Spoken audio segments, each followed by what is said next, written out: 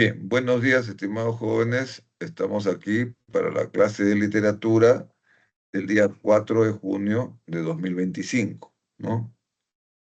Eh, Espero que todos me estén escuchando correctamente porque esta clase va a ser desarrollada sin la asistencia de la diapositiva. Me han mandado una diapositiva que es totalmente deficitaria, es una diapositiva que acusa un error al abrirla. No puedo abrirla en la computadora porque sencillamente Google me la rechaza, ¿no? Entonces, y me la rechaza porque está mal estructurada la diapositiva. Tiene un error que no puede superar. Dice, reparar el error y no se puede reparar esa diapositiva. Entonces, esta clase va a ser una clase a capela, como cuando la dictamos en, eh, en la universidad, como la dictamos presencialmente, ¿no? ¿De qué vamos a hablar hoy día? Del posmodernismo. Y el posmodernismo es una etapa de la literatura que transcurre entre el final del modernismo y el comienzo del vanguardismo, ¿correcto? Entonces, la literatura posmodernista mantiene ciertas cosas del modernismo, pero en otras cosas discrepa. Recordemos nuestras enseñanzas anteriores respecto al modernismo. El modernismo ha sido la única corriente literaria originaria de América Latina. El modernismo se creó en América Latina y nunca más hubo otra corriente literaria creada originalmente en América Latina. El modernismo surge como un acto de protesta generalizado, generacional y continental contra el desvaloramiento que se hizo de la obra de arte y del artista. Cuando se inicia la etapa capitalista de nuestra historia universal, el capitalismo es un orden económico y social que no considera al arte ni a la literatura como posibles, ¿no? Que no considera al artista y al poeta como personas productivas, sino como personas improductivas.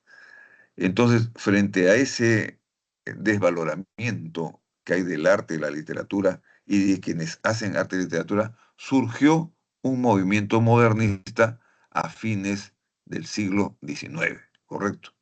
Entonces, estamos hablando de que el modernismo fue fundado por Rubén Darío y se inicia la carrera del modernismo con la publicación de su libro Azul, Azul, publicado en 1888. Rubén Darío, oriundo de Nicaragua, publicó en Chile su primer libro Azul, que es un conjunto de cuentos y de poemas.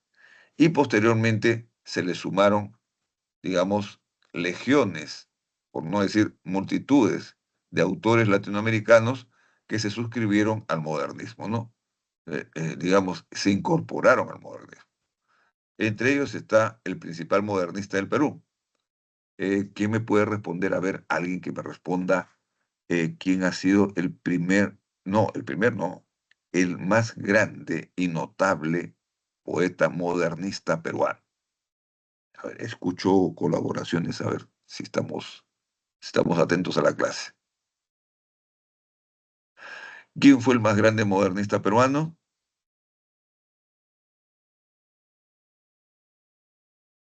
Hay peruanos por aquí.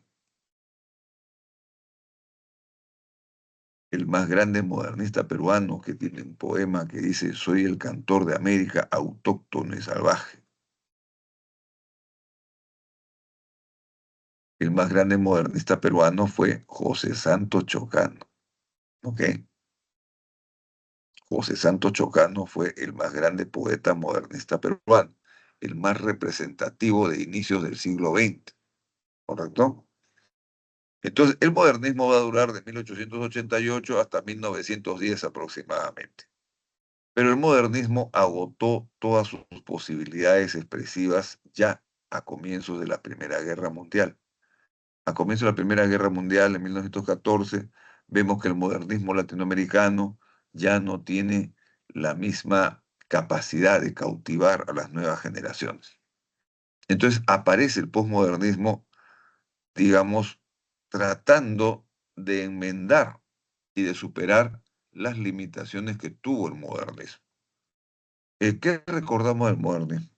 Que era una corriente cosmopolita, que era una corriente exotista también, traía motivos exóticos a la literatura latinoamericana, que era una corriente perfeccionista en materia de lenguaje, trataba de emplear un lenguaje muy elegante, ¿no? Muy elegante, muy rimbombante.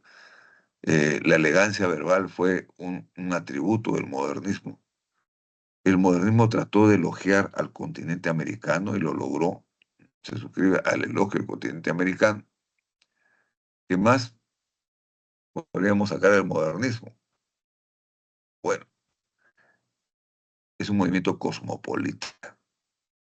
¿Y qué decimos cuando decimos la palabra cosmopolita?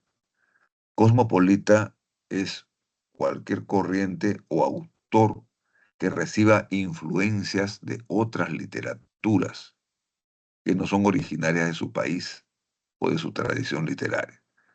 Entonces, si tú eres peruano y tienes influencias francesas, tienes influencias inglesas, influencias alemanas en poesía, ¿no? Eres un poeta cosmopolita. Has incorporado a tu labor poética influencias que son de otras literaturas, de otros continentes. Entonces, eres un autor cosmopolita. El primer poeta cosmopolita del Perú, ¿quién me dice quién fue, por favor? ¿Alguien me puede recordar? Lo tratamos la clase pasada, al primer poeta cosmopolita peruano. A ver qué me responde Daniela, Ariana, Mía, Geraldine. ¿Quién me puede responder cuál fue el primer poeta cosmopolita peruano? Que podría venir esa pregunta en el examen de admisión. Me encantaría que viniera, ¿no? Para saber si estamos aceptando peruanos o no en el examen de admisión. A la una, a las dos, a las tres, perdieron. El primer poeta cosmopolita es don Manuel González Prada. Manuel González Prada es el primer poeta cosmopolita del Perú.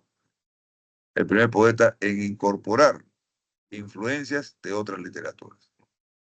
Entonces, el modernismo tuvo esas capacidades, esas cualidades, pero el posmodernismo va a tratar de ser una poesía más local. Mientras que los modernistas fueron más universales, el posmodernismo se caracteriza por ser una poesía más local. Y hemos dicho, el posmodernismo ocupa un periodo que está entre los fines del modernismo y los comienzos del vanguardismo, ¿correcto? Y sobresalen dentro del modernismo peruano, dentro del posmodernismo peruano, dos autores, ¿no? Sobresale José María Eguren y Abraham Valdelomar. Dos personalidades totalmente distintas, por supuesto. Si hablamos de José María Eguren, ¿qué podemos decir de él?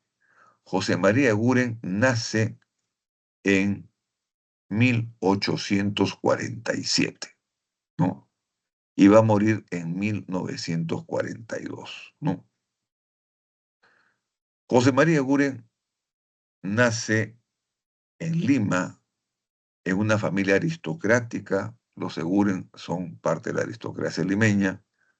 Estudia en el colegio jesuita La Inmaculada, ha sido un exalumno jesuita.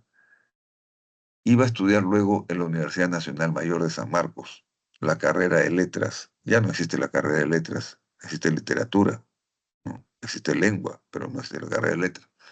Antes letras era la fusión de lengua y literatura, ¿no? Pero bueno, estudié la carrera de letras en San Marcos, tenía que ser en San Marcos. San Marcos es, digamos, no solamente la primera universidad de América, sino la universidad más destacada de América del Sur, ¿no? Entonces, en San Marcos estudió letras y podemos rememorar dónde pasó su infancia este poeta. Y su infancia es determinante en su carrera literaria, porque él siempre va a recordar su infancia. Los poetas posmodernos tienen pasión por la nostalgia familiar y por la nostalgia del periodo de infancia, ¿no? Bien, y Eguren, como poeta posmoderno, recuerda mucho su infancia en la hacienda Chuquitanta.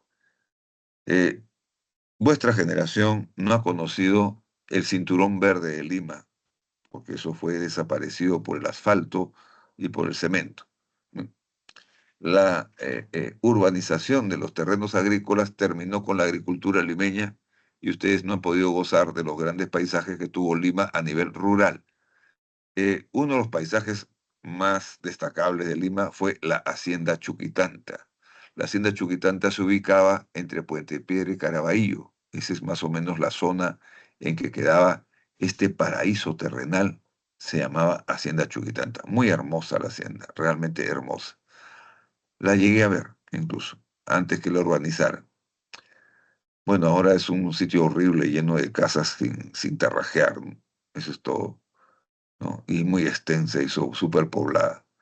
Pero la hacienda Chuquitanta producía no solamente productos de pan llevar, sino agua mineral. Chuquitanta tenía una fuente natural de agua mineral y aguas limpias en las acequias.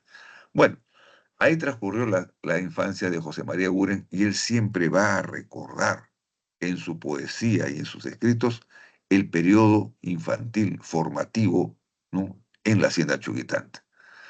La segunda parte de su vida está trazada por su juventud. En su juventud viene la pérdida familiar, el empobrecimiento familiar, ¿no?, la caída de la fortuna familiar, porque pierden la hacienda y tienen que mudarse definitivamente al distrito de Barranco. Barranco tiene a Eguren como símbolo, porque Barranco por mucho tiempo fue reconocido como el distrito poético de Lima, ¿no?, donde se concentraba la poesía, donde se concentraba la literatura. Ya no es así, lamentablemente, jóvenes, porque si ustedes van a Barranco, huele a pollo broster, ya no huele a mar. Barranco antes olía el olor del mar, la fragancia de las flores. No, ahora huele a pollo broster, a Kentucky Fried Chicken. Barranco, y huele a algo más que no se puede repetir en público tampoco, ¿no? Pero Barranco suena, ya no tiene el silencio de antes, sino suena a 5, 10, 15 discotecas tocando reggaetón. Entonces Barranco dejó de ser el distrito poético hace tiempo. Pero Barranco se ha distinguido por tener a un ciudadano ilustre en su memoria, que es José María Guren. Y José María Guren ha sido el poeta más destacable después de Vallejo. O sea, después de Vallejo, ¿no?, la literatura de Eguren ha sido una de las fundamentales. Creo que me está pasando compartir la pantalla. Estamos compartiendo la pantalla, pero bueno, vamos a ver. Eh, Vamos a ver si puedo compartir la pantalla. eh, un minuto, sobre todo. Vamos a ver si puedo compartir la diapositiva, porque la diapositiva no me ha salido acá.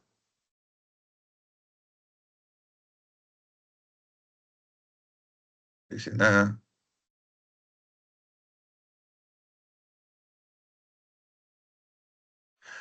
Jóvenes, una respuesta. ¿Están viendo la pantalla ustedes? ¿Están viendo al profesor explicando? Dígame sí o no. No está compartiendo, profe. Ya, entonces vamos a ver cómo la compartimos, ¿ya? Veamos.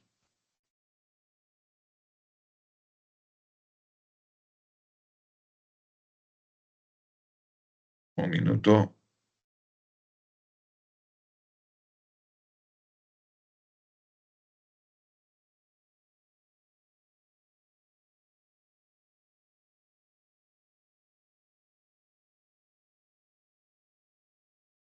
Ahora, no sé si la están compartiendo todavía. Seguimos acá. Vamos a ver, compartir pantalla.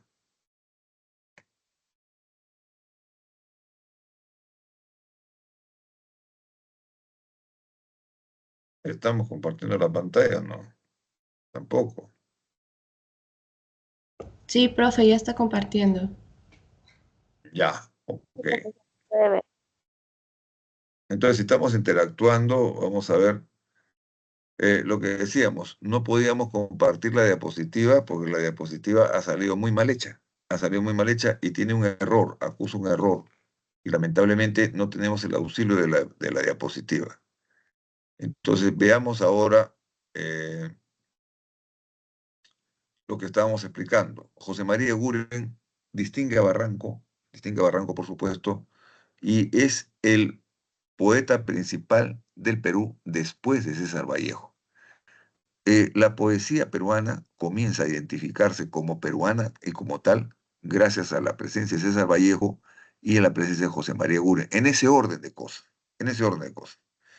Entonces, tenemos nosotros que Eguren había nacido en la hacienda Chuquitanta, se ha criado en la hacienda Chuquitanta, ha estudiado en el Colegio Inmaculada, ha estudiado en la Universidad Nacional Mayor de San Marcos, ha sido un distinguido producto de San Marcos sobre todo, y hablábamos ya de las características de su poesía. ¿Cuáles son las características de su poesía? En primer lugar, pulcritud expresiva.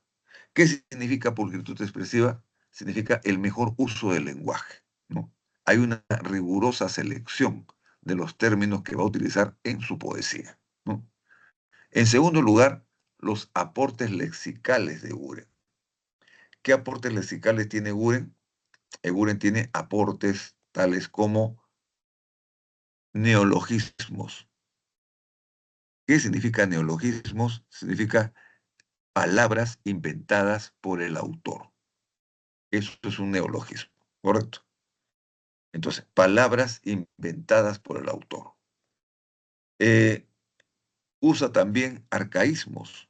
¿Qué significan arcaísmos? Palabras demasiado antiguas en el castellano que cayeron en desuso hace siglos y que por lo tanto el habla coloquial actual no las emplea, ¿no?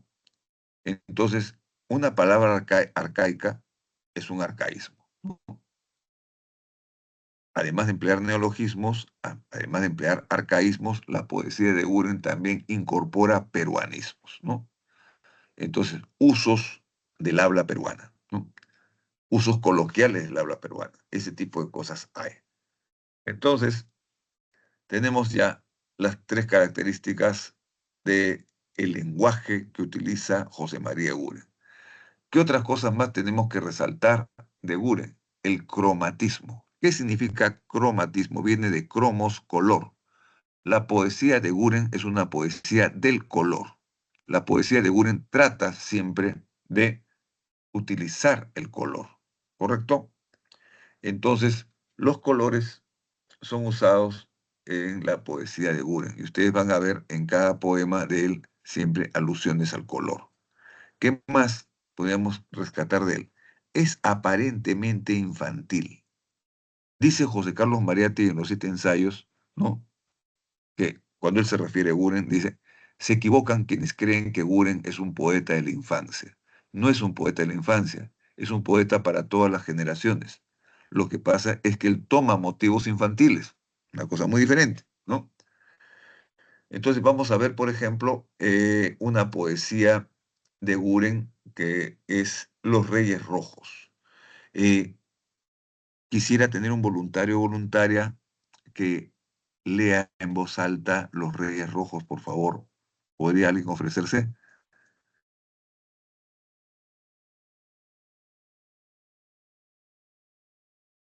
¿Alguien que pueda ofrecerse a leer Los Reyes Rojos?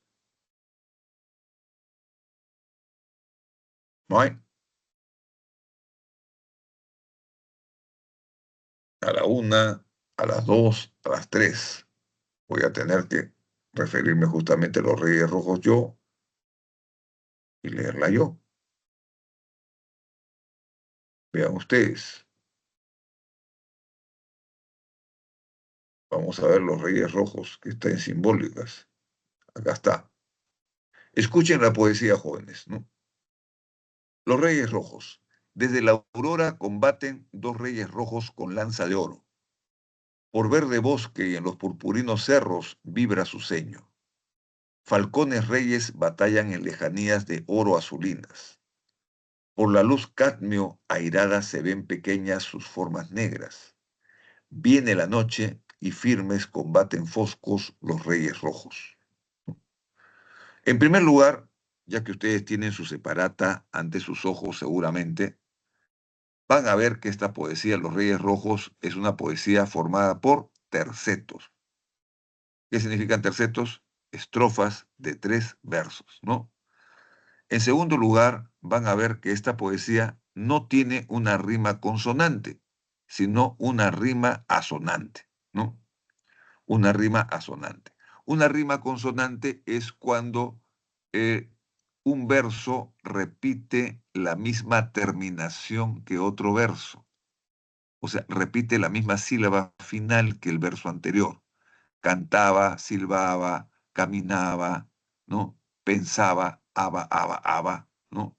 Canción, mención, lanzón, on, también eso es una rima consonante. En cambio, una rima sonante no tiene la obligación de repetir la misma sílaba. Entonces, desde la aurora combaten 2 reyes rojos con lanza de oro. Por verde bosque en los purpurinos cerros vibra su seño. Falcones reyes batallan en lejanías de oro azulinas. Por la luz cadmio, airada se ven pequeñas sus formas negras. Viene la noche y firmes combaten fosco los reyes rojos. Ahora veamos la ubicación del color. Si usted subraya con su lapicero cuántos colores enumera esta poesía, llegamos a 7 colores por lo menos, ¿no? Reyes rojos, lanza de oro, verde bosque, purpurinos cerros, ¿no? Lejanías de oro azulinas, luz cadmio. El cadmio es necesariamente una combinación de colores, ¿no? Formas negras, igualmente vuelve a reiterar los reyes rojos.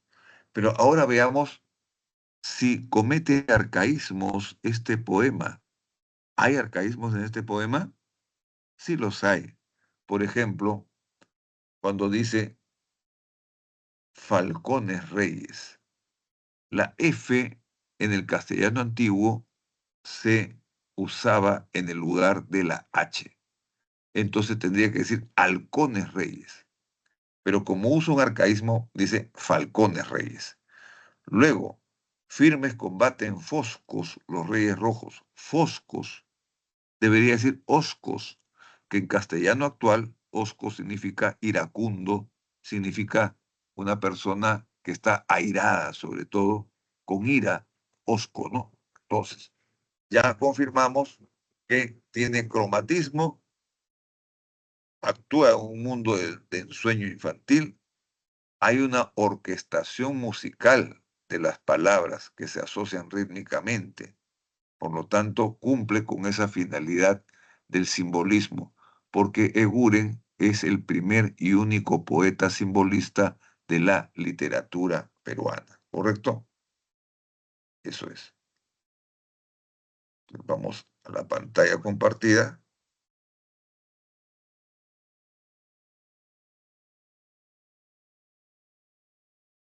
Un instante, no me obedece la computadora.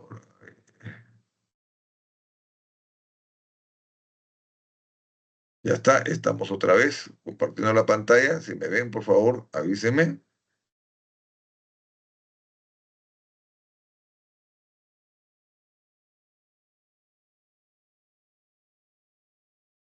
¿Se comparte la pantalla? Sí, profesor. Sí, Ya, profe. ya, correcto. Entonces, seguíamos hablando de los Reyes Rojos que cumple con las condiciones que habíamos trazado en la poesía de Guren. Cromatismo, arcaísmos también, y sobre todo una poesía asonante. Eso no va a ser igual en otras poesías. Otras poesías van a tener consonante y sobre todo vamos a ver en la siguiente poesía, que es El Duque. Ustedes la conocen, la poesía del Duque, por supuesto, ¿no? Y la tienen también en su separata. Bien. ¿Qué dice El Duque? Hoy se casa el duque nuez, viene el chantre, viene el juez, y con pendones escarlata florida cabalgata a la 1, a las 2, a las 10, que se casa el duque primor con la hija de Clavo de Olor. Allí están con pieles de bisonte los caballos del lobo del monte, y con ceño triunfante, Galo cetrino, Rodolfo montante. Y en la capilla está la bella, mas no ha venido el duque tras ella. Los magnates prostradores, aduladores, al suelo el penacho inclinan. Los corvados, los bisiestos, dan sus gestos, sus gestos, sus gestos. Y la turba melenuda estornuda, estornuda, estornuda. A los pórticos y a los espacios mira la novia con ardor. Sus ojos son dos topacios de brillor, y hacen fieros ademanes, nobles rojos como alacranes, concentrando sus resuellos. Grita el más hercúleo de ellos. ¿Quién al gran duque entretiene? Ya el gran cortejo se irrita, pero el duque no viene, se lo ha comido Paquita. Lógicamente estamos hablando de la aventura de una nuez en la mesa de repostería. Pero bueno, desde el punto de vista ficcional de la literatura, lo imaginamos como si fuera una corte, ¿no? Una corte donde están duques, marqueses y condes, ¿no? Compitiendo quién puede ser más cortés el uno que el otro o más generoso. Pero el duque Nuez se va a casar con la hija de Clavo de Olor, ¿no? En el caso de la forma poética, podemos constatar que es una poesía con rima consonante.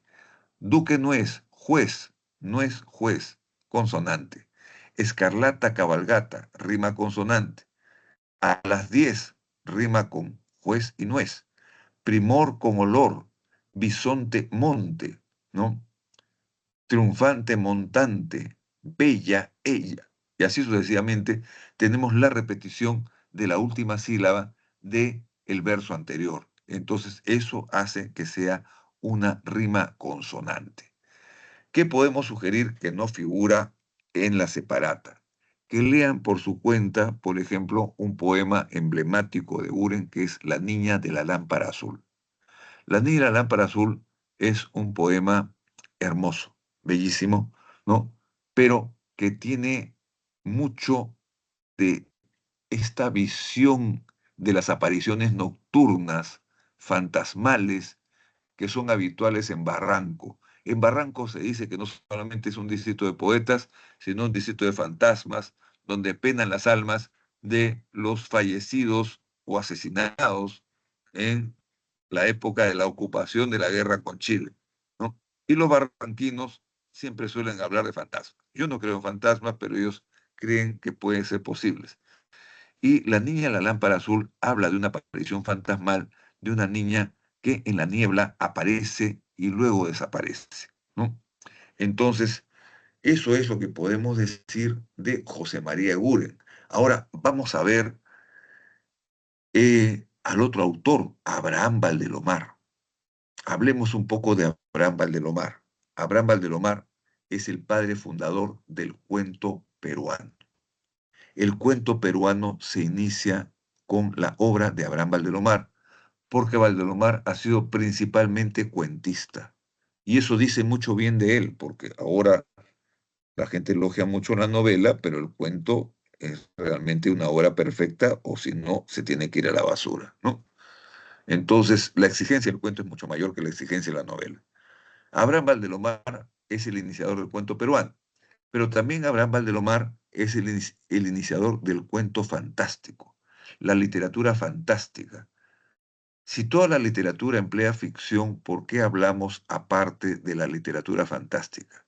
Porque hay alguna literatura que emplea la ficción extrema, la ficción exagerada, la ficción con desmesura, la ficción inverosímil, ¿no? Por ejemplo, Kafka en La Metamorfosis nos habla de un hombre que se convierte en una gigantesca cucaracha. ¿Eso es verosímil?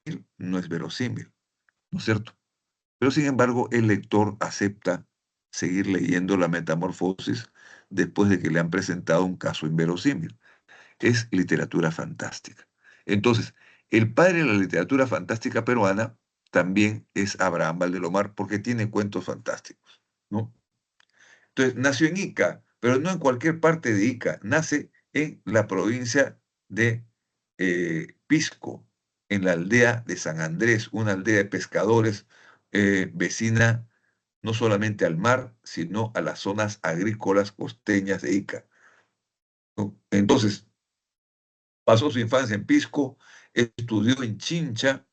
Luego viene a estudiar a Lima, la secundaria en el Colegio Guadalupe, un colegio emblemático realmente que ha dado a muchos distinguidos personajes de la historia peruana. Y luego postula a San Marcos. Y aquí vamos a hablar de la actitud de Valdelomar frente a Lima.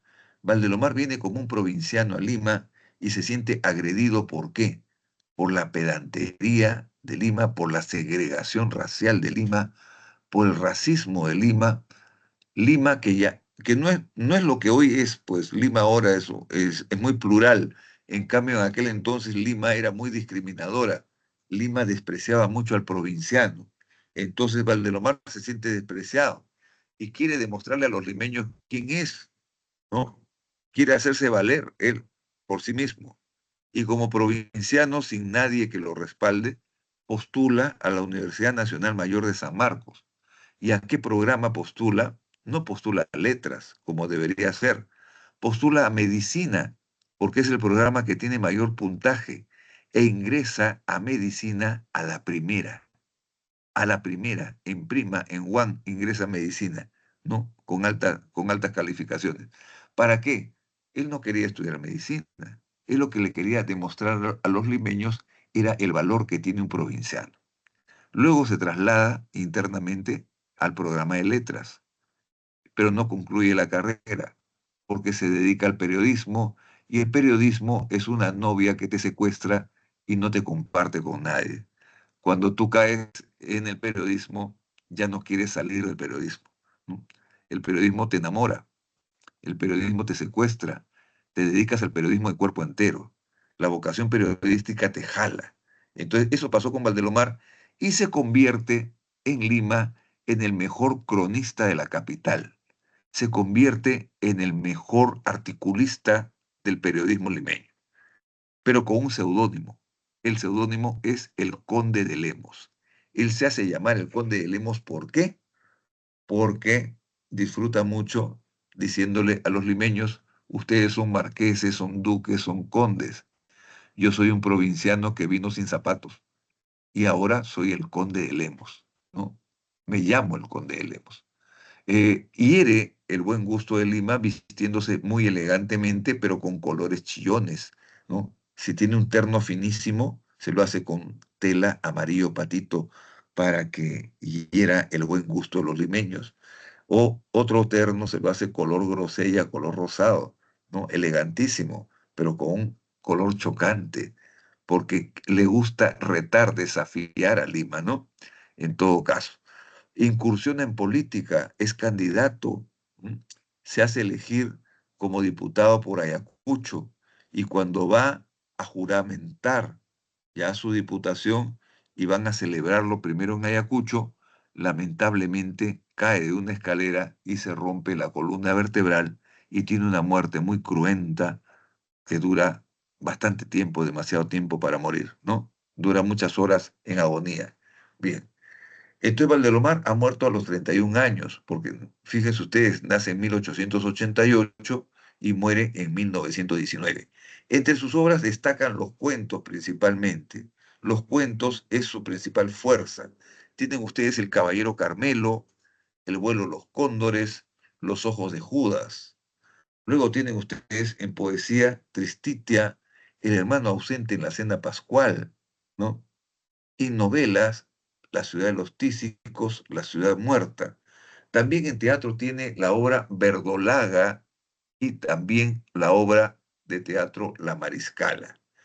En ensayos es bastante gracioso al hacer un ensayo que se llama Psicología del gallinazo y otro ensayo que tiene que ver con las corridas de toros que se llama Belmonte el Trágico, ¿no? Veamos, vamos adelante un poco a la descripción del principal cuento que le ha dado origen a la tradición cuentística peruana, que es El Caballero Carmelo. Pero antes veamos las características de su obra poética. Su obra poética sobresale por el tono nostálgico, tierno e íntimo. Destaca más en el cuento más que en la poesía. En esos cuentos evoca escenas familiares de su infancia rural y aldeana, vinculadas al mar y a la campiña de Pisco. Tienen, por ejemplo, el poema Tristitia. Mi infancia, que fue dulce, serena, triste y sola, se deslizó en la paz de una aldea lejana, entre el manso rumor con que muere una ola y el tañer doloroso de una vieja campana. Dábame el mar la nota de su melancolía, el cielo la serena quietud de su belleza, los besos de mi madre una dulce alegría y la muerte del sol una vaga tristeza. En la mañana azul, al despertar, sentía el canto de las olas como una melodía, y luego el soplo denso perfumado del mar, y lo que él me dijera aún en mi alma persiste. Mi padre era callado y mi madre era triste, y la alegría nadie me la supo enseñar. Este poema, por ejemplo, que es tan nostálgico, tan triste, tan evocativo, difiere del carácter alegre y festivo que tenía Valdelomar. Valdelomar, cuando se hacía llamar el conde de Lemos, era una persona muy divertida, una persona muy humorística, ¿no? Las notas periodísticas que escribía estaban llenas de humor, pero cuando se dedica a la poesía o al cuento, tiene en su obra esta nostalgia y esta tristeza por la infancia que quedó atrás y por la vida familiar que no recuperó. O sea, él ya no se va a integrar al mundo familiar que tuvo. Sin embargo, desde la capital mantiene una añoranza por el círculo familiar, por el ámbito rural que lo vio nacer y crecer, ¿no? Y también por la provincia, sobre todo. Esas son características que no tiene un poeta modernista. Por eso decimos que Valdelomar es un poeta postmodernista, porque esta ruralidad, esta aprehensión por la infancia, esta nostalgia, no la tienen los poetas modernistas, ¿no? Y bueno, tenemos también El Caballero Carmelo. El Caballero Carmelo es un cuento que debió leerse en secundaria. Si no lo han leído en secundaria, hay que hacer un reclamo, digamos, una carta notarial al colegio diciendo, ¿por qué no me dieron a leer El Caballero Carmelo? Primeramente porque es un cuento de mucho atractivo juvenil. Los jóvenes se sienten atraídos por El Caballero Carmelo porque es un cuento épico, es un cuento que secuestra al lector desde la primera línea y lo va llevando de la mano por toda la aventura que va contando. Y es una aventura de peleas de gallos, una aventura tan épica que al joven le atrae.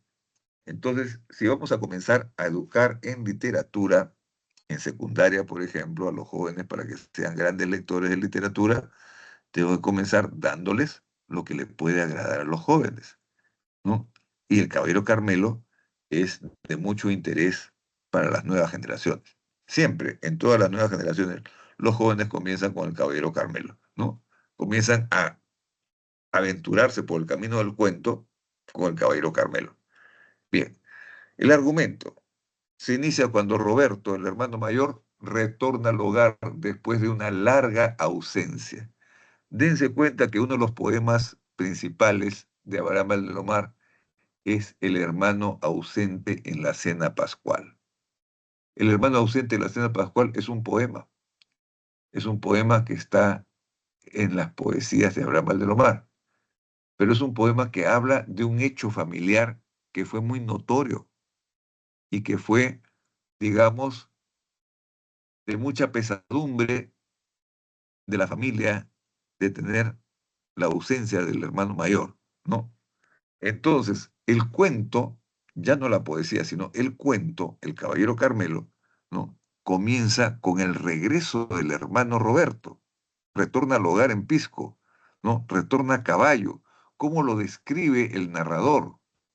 El narrador lo describe como un chalán peruano, como ya es una especie que ha desaparecido en la costa, el chalán, ¿no? Chabuca Granda, en una de sus canciones, José Antonio, evoca la figura del chalán peruano, el jinete montado en caballo de paso, con poncho de lino de fina trama, con sombrero, ¿no? De ala ancha, ¿no?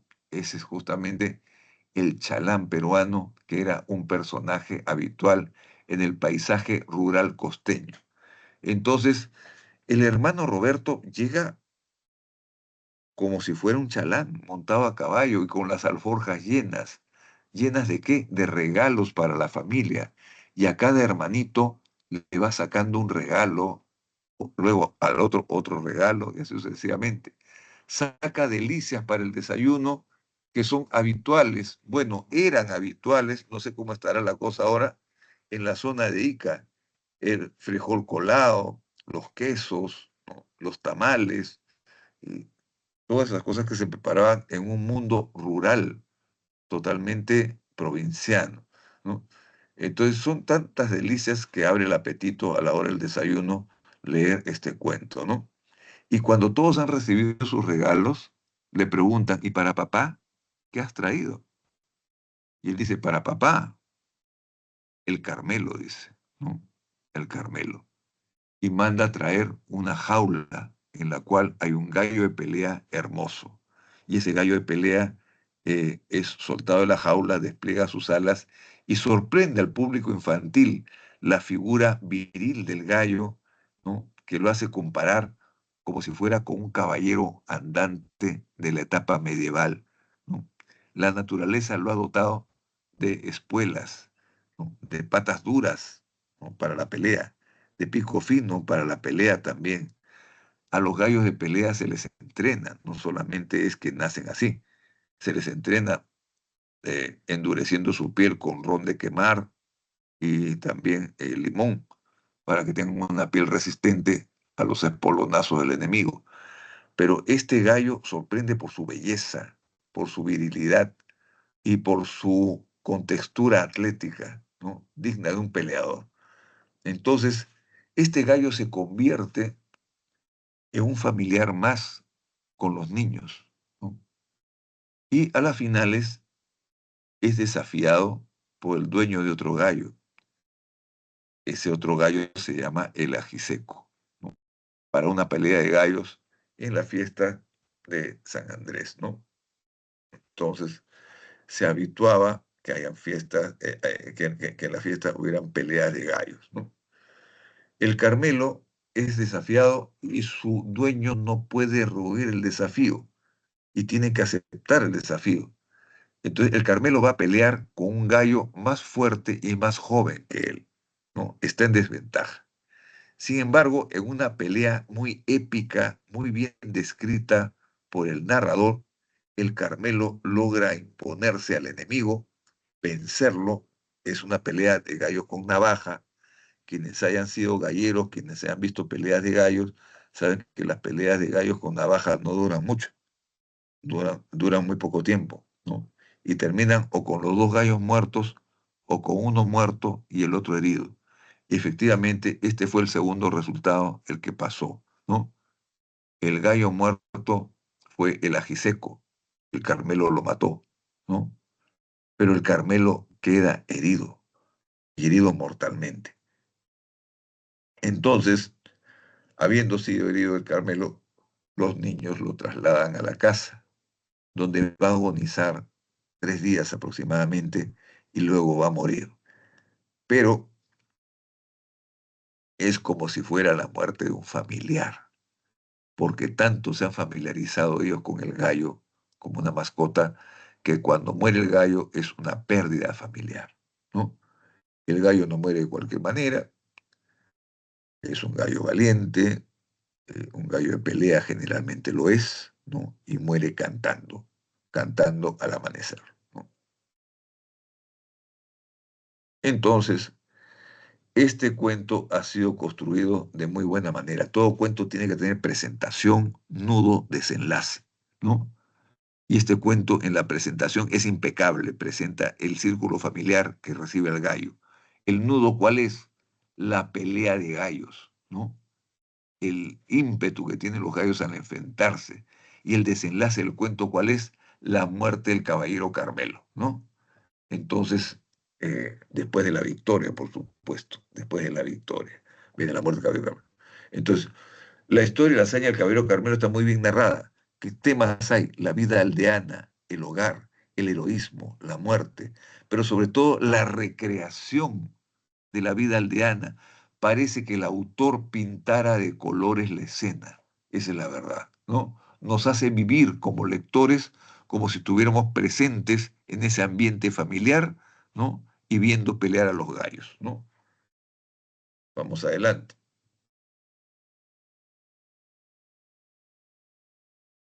Hay descripciones, vean ustedes, ¿no? Notables. Esbelto, magro, musculoso y austero, su afilada cabeza roja era la de un hidalgo altivo. Caballeroso, justiciero y prudente, agallas bermejas, delgada cresta de encendido color, ojos vivos y redondos, mirada fiera y perdonadora, acerado pico agudo, la cola hacía un arco de plumas tornasoles, su cuerpo de color carmelo, avanzaba el pecho audaz y duro, las piernas fuertes de que estacas musulmanas y agudas defendían, cubiertas de escamas, parecían las de un armado caballero medieval. Acá está el paralelo que él traza entre el gallo y un armado caballero medieval. Luego, párrafos después, dice, un hilo de sangre corría por la pierna del Carmelo.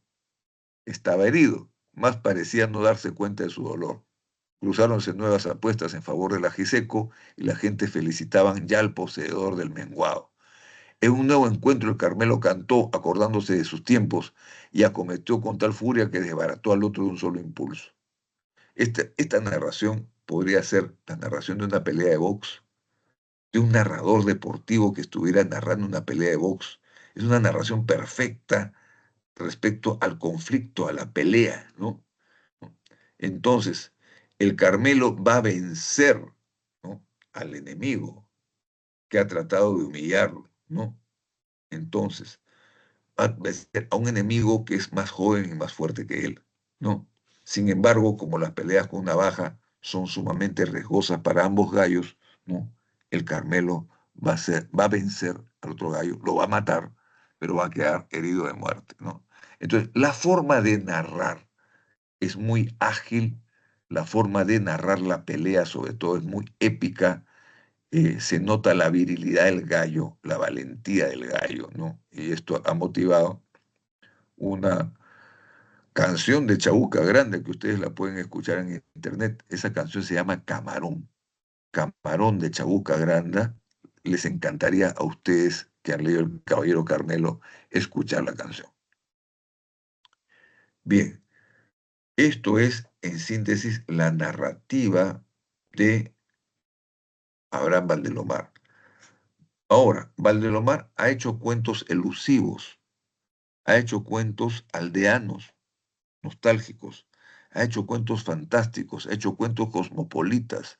No solamente podemos reducir la vida y obra de Valdelomar al Caballero Carmelo, definitivamente. Hay cuentos que son ejemplares en materia de contar muchas cosas que se asemejan más a lo que nosotros estamos pensando como cuentos cosmopolitas. Por ejemplo, El beso de Evans es un cuento de Abraham Valdelomar, es un cuento cosmopolita. Tienen ustedes también El hipocampo de oro, que es un cuento fantástico. Hipocampo, ¿qué es un hipocampo? Un hipocampo es un caballito de mar, ¿no? El hipocampo de oro, imagínense ustedes el hallazgo de un hipocampo de oro en una de las playas de Ica. Profunda imaginación del autor, por supuesto, y está tratando de reflejar un tema que es inverosímil. Y si es inverosímil, es literatura fantástica, ¿no? ¿Qué más tiene Evaristo, el sauce que murió de amor?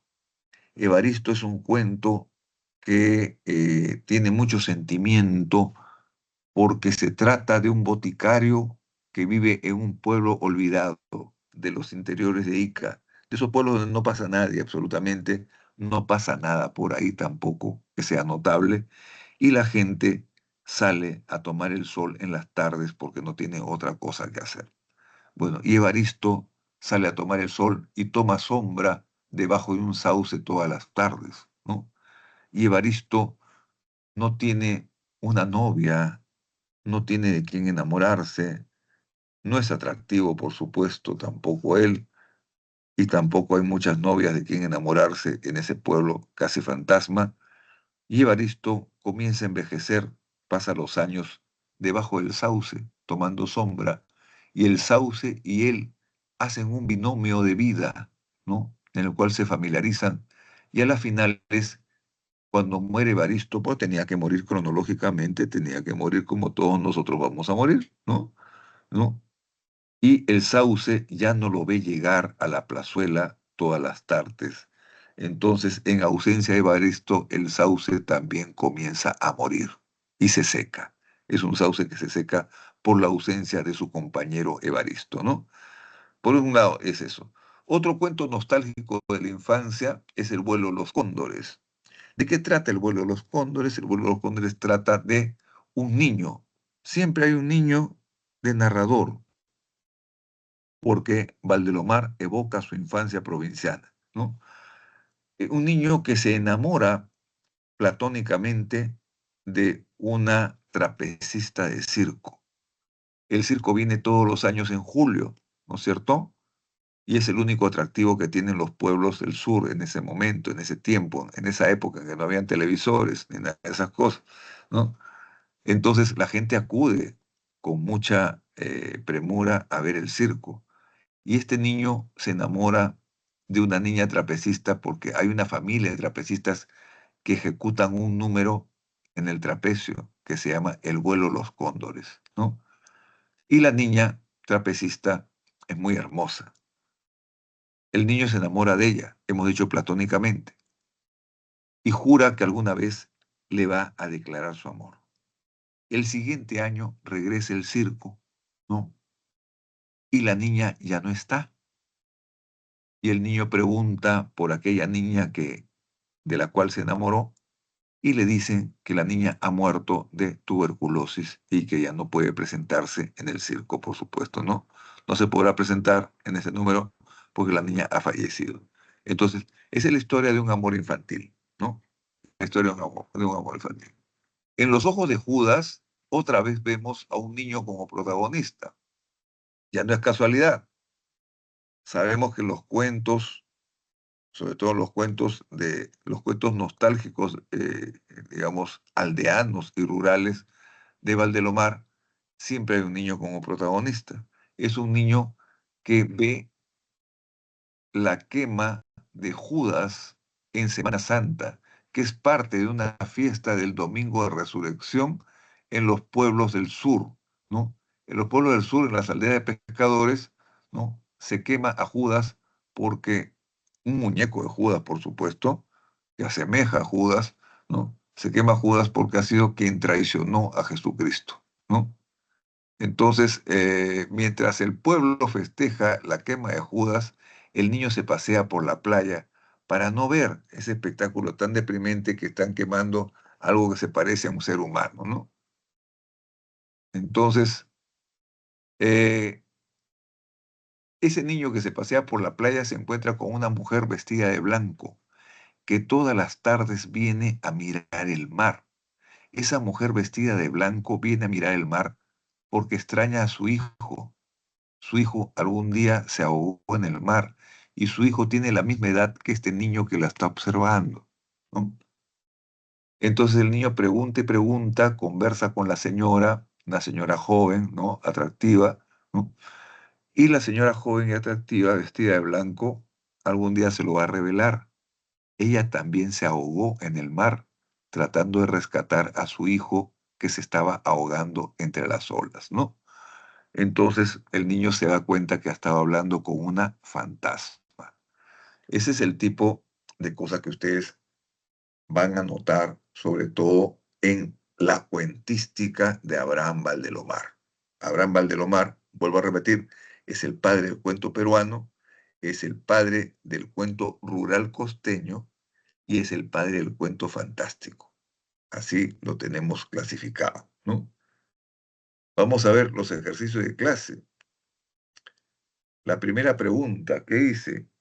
Determine el valor de verdad o falsedad de los siguientes enunciados relacionados con el posmodernismo. Recuerden algo que había que anotarlo al principio de la clase. El posmodernismo en el Perú contiene a un narrador simbolista, que es José María Eguren. José María Eguren es el primer y único poeta simbolista peruano.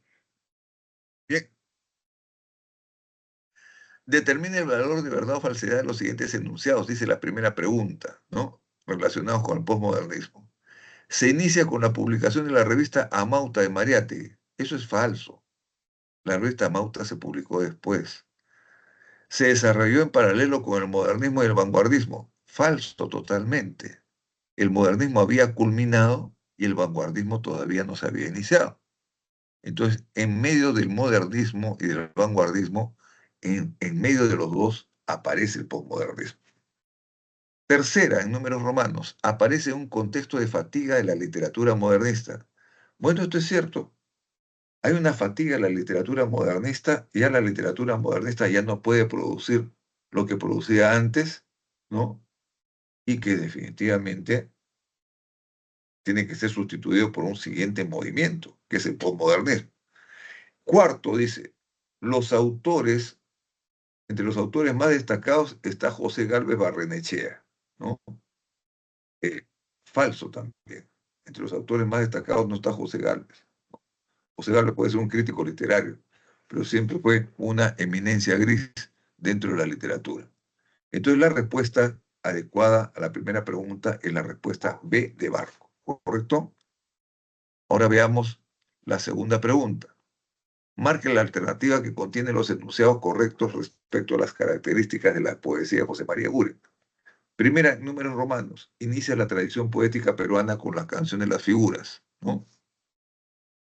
Segunda, sus versos muestran una cosmovisión personal acerca de la realidad, ¿no? Tercera, el énfasis en la musicalidad del poema revela su influencia simbolista. Cuarta, los escenarios rurales y costeños son parte principal de su poesía. José María Eguren no tiene escenarios rurales, eso lo tiene Valdelomar. Eguren tiene más que todo escenarios de ciudad, escenarios citadinos, escenarios urbanos, ¿ya? Correcto. Entonces, escenarios rurales no hay en la poesía de José María Eguren, ¿no? La tercera, el énfasis de la musicalidad del poema revela su influencia simbolista. El simbolismo nos sugiere que el poema tiene que ser eminentemente musical, ¿no? El simbolismo, que es una tendencia literaria creada en Francia por los poetas malditos, ¿no? Asemeja la literatura con la música. La segunda, su verso muestra una conmovisión personal acerca de la realidad. Sí, pues, una conmovisión personal acerca de la realidad. Eguren primero ha sido acuarelista, luego ha sido fotógrafo, luego ha sido poeta, ¿no? Entonces, tiene una cosmovisión personal de la realidad que se nutre de luz, de color, de sensaciones, ¿no? Esa es la poesía de Eguren. Entonces la respuesta es la respuesta E de enano, ¿no? Tercera, lea los siguientes versos pertenecientes al poema Efímera de José María Eguren y luego marque la alternativa que contiene los enunciados correctos, ¿no? Bien. Da vespertino rayo la zarca luna, ronda efímera verde por la laguna, por las aguas doradas dichosa vuela, celebrando la vida con tarantelas. Ya miras las luciolas de los jardines, y en ribereñas casas los lamparines, y en tu vuelo soñando buscas la orquesta de la luz nacarina por la floresta, ¿no? ¿Qué te va a pedir acá? ¿No? Te va a pedir un resultado. Primero, la rima destaca la musicalidad del poema. Dos, el cromatismo resalta en sus descripciones. Tres, representa imágenes lúdicas y oníricas. Y cuatro, evoca escenas familiares y autobiográficas. La respuesta es D de dedo.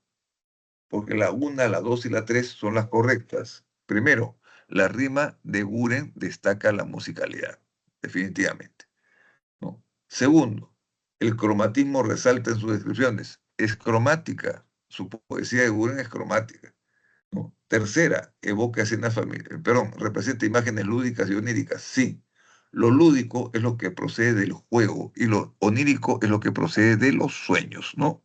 Entonces, ahí está, respuesta de Terero. Veamos adelante, la cuarta, que te dice, te pone dos estrofas de la poesía que te recomendé hace un rato, La niña la lámpara azul, que necesariamente tienen que leerla para que disfruten un poco de la poesía de Ura. En el pasadizo nebuloso, cual mágico sueño de Estambul, su perfil presenta destelloso la niña de la lámpara azul. Ágil y risueña se insinúa, y su llama seductora brilla. Tiembla en su cabello la garúa y la playa de la maravilla. Primera pregunta que tendría que hacer acá sería si la rima es asonante o consonante. ¿Quién me dice? Alguien me tiene que decir eso. ¿Quién tiene la respuesta? ¿Consonante? Consonante, efectivamente. Nebuloso, destelloso, Estambul azul. Insinúa, brilla, garúa, maravilla. Es rima consonante, definitivamente. Ahora vamos a ver el enunciado correcto que marca las características de la poesía del autor. Letra A. Utiliza la sugerencia para representar un mundo de ensueño. Yo creo que esa es verdadera. B. Recurre frecuentemente al uso de arcaísmos y neologismos. Eso es cierto en toda la poesía de Guren. Lo que pasa es que cuando te presentan un párrafo o un extracto, tú tienes que fijarte solamente en lo que dice el párrafo o extracto, ¿no? Entonces, la B es una alternativa tramposa, ¿no? Porque efectivamente hemos dicho que en la poesía de Guren hay arcaísmos y hay neologismos. Sin embargo, en estas dos estrofas no los hay, no los hay. Entonces, la respuesta B sería correcta en toda la poesía de Guren. Pero como solo te han pedido que te fijes en el extracto, solamente ten ojos para ese extracto, nada más. Entonces, en este extracto no hay neologismo ni arcaísmo. La letra C usa un lenguaje sencillo para mostrar descripciones objetivas, ¿no? No, definitivamente su lenguaje no es sencillo. Su lenguaje es un lenguaje elegantemente alambicado, ¿no? D. Describe aspectos propios de la realidad inmediata del poeta. No, señor, el poeta no vive en este mundo de mágico sueño de Estambul, ¿no? Definitivamente. Incluye elementos autobiográficos. Tampoco, tampoco. Es la imaginación del poeta, porque se imagina una aparición fantasmal de una niña con una lámpara azul y que luego esa niña desaparece en la neblina, ¿no? ¿Correcto? Bien. Quinta, marque la alternativa que contiene la secuencia correcta verdadero o falso de los siguientes enunciados relacionados con el movimiento Colónida. Colónida ha sido un movimiento generacional. Colónida ha sido un movimiento fundado por Abraham Valdelomar, que recibe el nombre porque publicaron una revista llamada Colónida. Entonces se llamaron el Grupo Colónida porque era un grupo juvenil alrededor de una revista literaria, ¿no? Entonces Colónida intentó innovar la poesía en el Perú y dar al traste con lo viejo para imponer lo nuevo. Pero Colónida lamentablemente fue un grupo que sucumbió al uso de las drogas y por culpa de las drogas se quedó a mitad de camino y nunca lograron sus objetivos. Generalmente, ¿no? El consumo de drogas tiene ese efecto nocivo, pernicioso, ¿no? Que no solamente puede matar al sujeto que las consume, sino que acaba con todos tus planes, con todos tus objetivos, con todas tus iniciativas. Bien, entonces vamos a ver qué dice el documento Colón. Surgió con las revistas Contemporáneos y Cultura, ¿no? Verdadero. Significó la rebeldía contra las modas y castas literarias. Verdadero. Fue una rebeldía juvenil contra las modas y las castas literarias, ¿no? Ya. 3. Estuvo integrado por jóvenes escritores en la capital. Falso. Los jóvenes escritores que se incorporaron a Colonia, la mayoría eran provincianos residentes en la capital. 4. Sus autores representan escenas de la vida provinciana, ¿no? Vamos a ver verdadero en algunos casos. Muy bien, ya me están llamando para terminar la clase. Vamos a ver, la sexta es letra B de barco, la séptima B de barco y la octava C de casa. Muy bien, hemos terminado la clase y ahora sí nos despedimos y esperamos que la siguiente clase tengamos una diapositiva bien hecha que presentar a los alumnos.